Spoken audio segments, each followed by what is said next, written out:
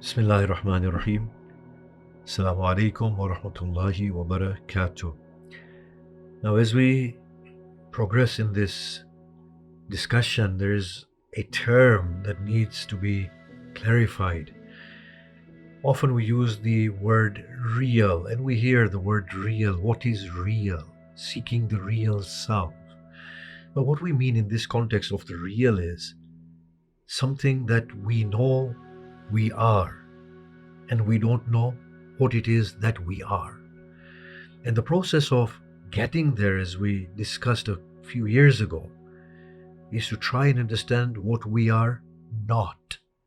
And once we liberate ourselves from the false identity of who we are not, we come closer to the real that we may be. And in the process of these talks, towards the end, we will talk about how to reclaim the real self, in the process of reclaiming the real self. But for now, the real being is one that is trying to awaken to itself by trying to reflect on the distinction between the body and the bodily on the one hand, and between itself that we vaguely term as the spirit. Now, according to this distinction of body and spirit, we find a human condition that is a permanent feature of the bodily aspect. And it is something that has led us to our damnation in essence. And that is the condition of fear. We are constantly fearful from within. And the reason for this fear is that within the bodily realm, there is no stability. There are constant changes. There's constant motion. And with motion comes change in status. Now, the inner being wants permanence. And it understands its security in stability. Whereas the world in which we are and the bodily existence that we are experiencing knows no stability. And in order to keep things as they are, the soul is in a constant state of labor. And that causes it fear, the anxiety of losing things, of changing circumstances. And that then brings it this very inadequate state of inner fear.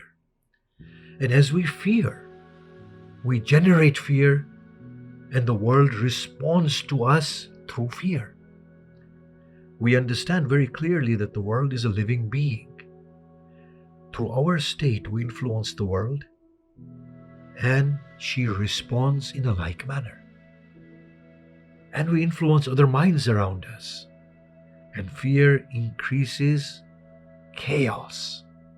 The secret is for the inner being to realize that through the changing of circumstances, it needs to acquire its inner liberation and inner stability through change, not by arresting change. Now look at our state. We are constantly afraid in one way or another. We are afraid of change. We are afraid of death. We are afraid of rejection. We are afraid of loss. And this creates a frenzy. Then what happens is that everything that we understand is governed through the state of fear.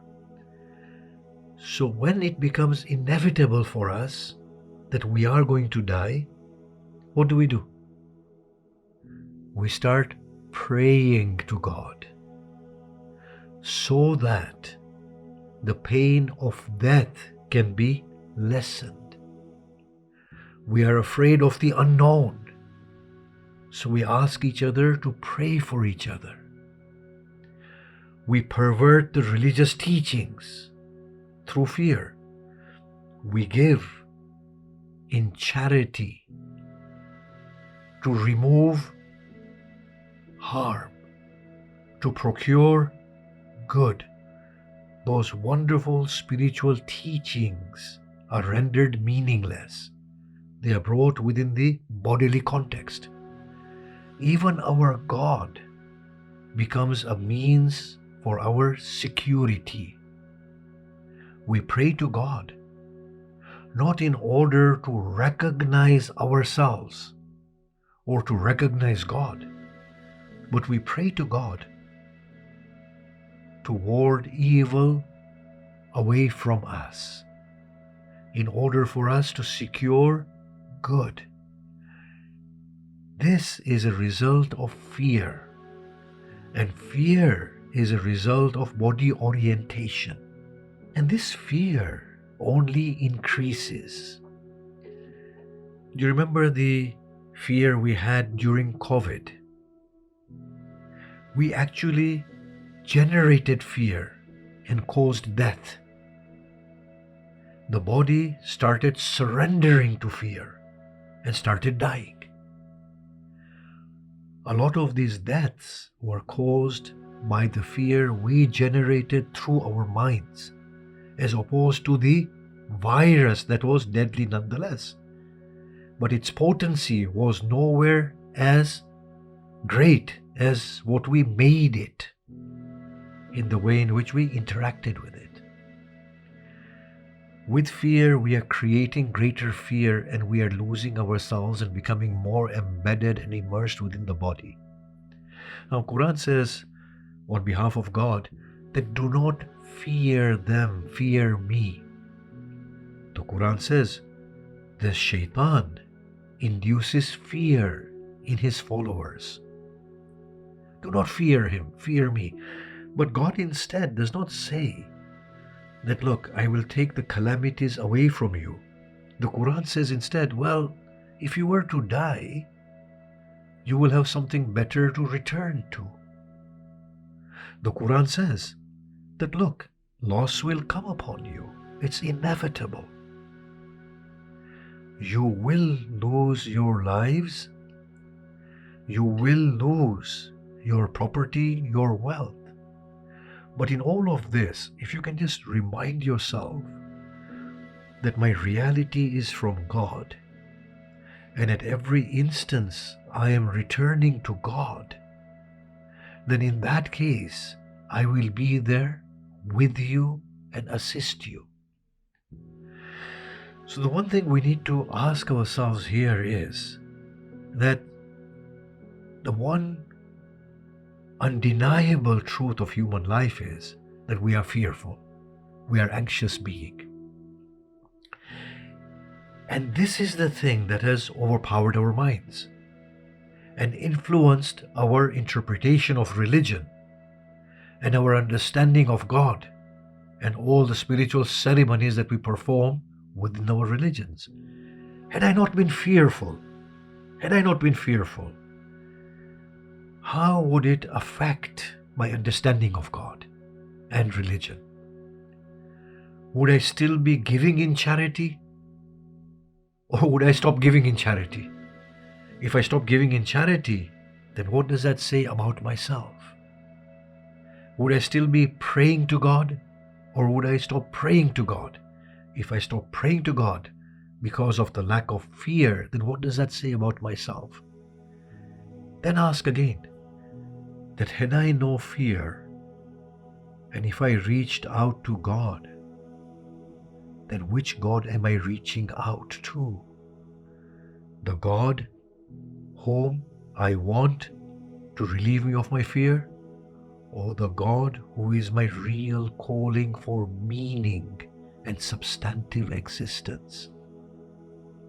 If I became fearless of hell, then would I fear hell for its burning or for it being a place of alienation from my beauty and my truth?